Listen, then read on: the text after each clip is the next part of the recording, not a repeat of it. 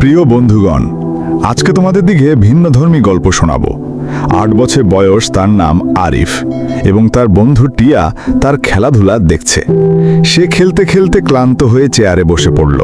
হঠাৎ তার মাথায় একটা চিন্তা আসলো। সেই চিন্তা কি, দেখতে ভিডিওটি দেখতে থাকুন। সাবস্ক্রাইব করতে আবার ভুলবেন না। কি বন্ধু, কি এত চিন্তা করতেছো? অনেকক্ষণ ধরে দেখতেছি, কি যেন ভাবছো। আমায় একটু খুলে বলবা বন্ধু? আচ্ছা, আল্লাহ কি আসলেই আমাকে সবসময় দেখেন? তোমার কি মনে হয় বন্ধু? হে হে, হা হা। আরিফ ভাই, তুমি এখনো এটা জানো না? আল্লাহ তো সবই দেখেন, আল্লাহ সবই জানেন, সবই বোঝেন আমরা কি করতেছি না করতেছি। আমি যদি একা একা ঘরে লুকিয়ে চিপস খাই, আল্লাহ বুঝবেন? আমাকে কি দেখতে পাবে তাও? হ্যাঁ ভাই, আল্লাহ তো অন্ধকারের মধ্যেও সব দেখেন, এমনকি পাথরের ভেতরের জিনিসও। পৃথিবীর এমন কোনো জিনিস নাই যে তিনি দেখতে পান না। আল্লাহ সব দেখেন এবং সব শোনেন।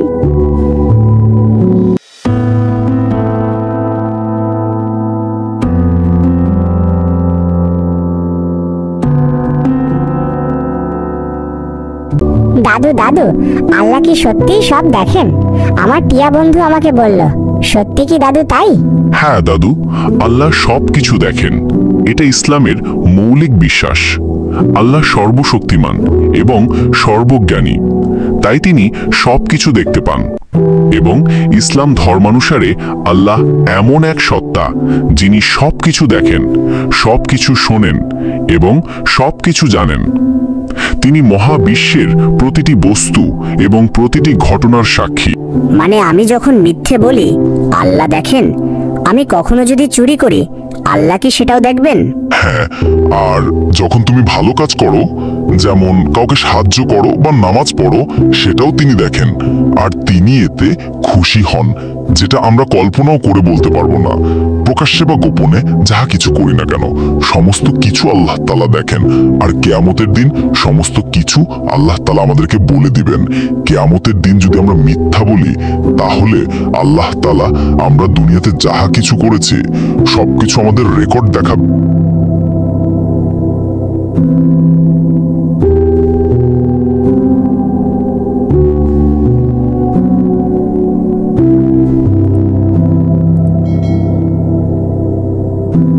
চল চল, ওই দোকান থেকে একটা চকলেট চুরি করে আনি।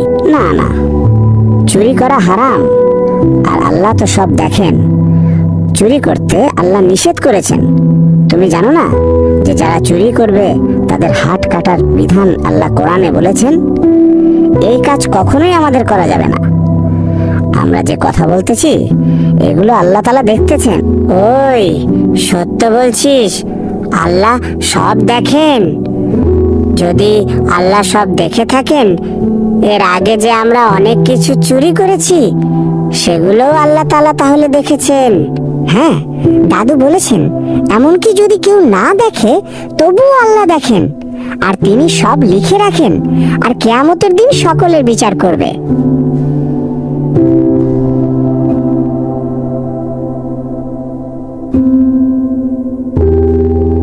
বাপরে বাপ, অল্পতেই বাসলাম।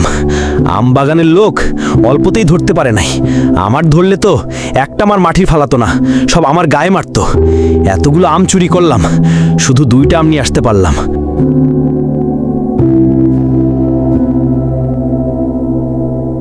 কিরে ভাই, বসে বসে এত কি বিড়বিড় করতেছিস? আর বড় 2টা আম কোথায় পাইলি? তোর আর বলিস না, এক বাগানে আম চুরি করতে গেছিলাম। বাগানের মালিক দেখা পেয়ে আমাকে তাড়া করছে। শুধু 2টা আম নিয়ে আসতে পেরেছি, তাই এখানে বসে দম নিতেছি। আরে ভাই, তুমি কি জানো যে আল্লাহ সব দেখেন? তুমি যে আম চুরি করেছো এটাও আল্লাহ তাআলা দেখেছেন, এবং আমার দাদু বলেছে কিয়ামতের দিন এগুলোর হিসাব নেবে আর আমাদেরকে দেখাবে আমরা দুনিয়াতে কি করেছি না করেছি। তোমার কথা যদি সত্য হয়ে থাকে, আমরা মুসলিম হিসেবে এগুলো কাজ করা উচিত না। আল্লাহ তাআলা যেন আমাকে ক্ষমা করে দেয়। অন্যায়ভাবে কারো গাছের আমার চুরি করব না। হে আল্লাহ, তুমি আমাকে মাফ করে দিও। ছোট ভাই, তোমরা না থাকলে আমি বুঝতাম না। আল্লাহ তাআলা সকলকে হেদায়েত দান করুক। আসলে এই বিষয়টা আমি আগে নিজেও জানতাম না। হঠাৎ একদিন খেলতে খেলতে আমার মাথায় চিন্তা আসলো যে আল্লাহ কি আমাদের সত্যি দেখেন। তখন আমার টিয়া বন্ধুকে জিজ্ঞাসা করলাম।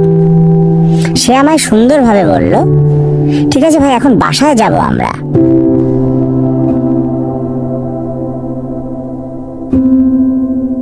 আরিফ, শোনো, তোমার আব্বু কালকে খরচ আনতে ভুলে গিয়েছে সামনের বাগান থেকে। একটা চুনি কুমড়া নিয়ে আয়, সেই চুনি কুমড়া আমি পাক করব। না না আম্মু, যার বাগান তাকে না বলে কোনো কিছু আনা যাবে না, তাহলে সেটা চুরি হয়ে যাবে।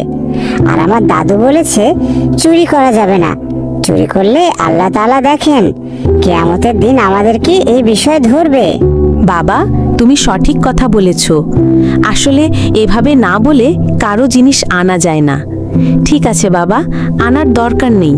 কিছু আলু আছে, এগুলো দিয়ে ভর্তা ভাত খাবো আজকে। দেখো আম্মা, আরিফ বন্ধু আমার সব শিখে গেছে। সে চিনতে পেরেছে যে আল্লাহ তাআলা সব সময় আমাদের সঙ্গে আছেন।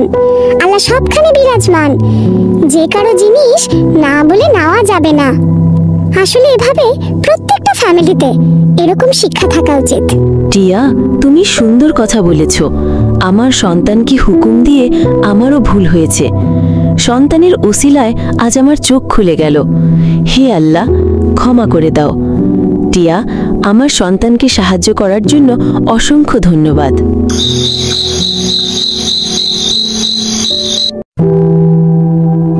দাদু ভাই, তুমি এখন খাওয়া করবে।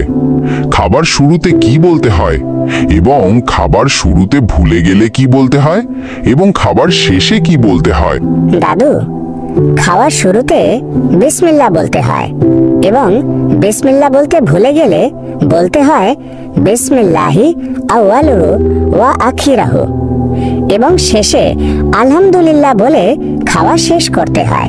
ঠিক বলিনি দাদু? দেখেছো বৌমা, আমার নাতি মোটামুটি সব বলতে পারে। শুধু আমার নাতি না, যারা আমার ভিডিওটি দেখতেছে সকলের ফ্যামিলিতে এরকম দোয়া মুখস্থ রাখা জরুরি। কারণ বিসমিল্লাহ বলে যদি আমরা খাওয়া শুরু না করি, আমাদের খাওয়াতে জড়িত হয় শয়তান।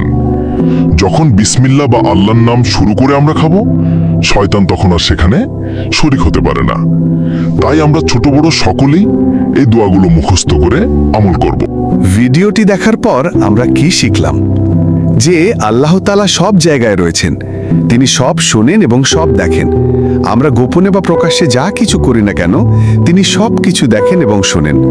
আল্লাহ তাআলা আমাদের সঠিক পথে পরিচালনা করার তৌফিক দান করুক। আমিন।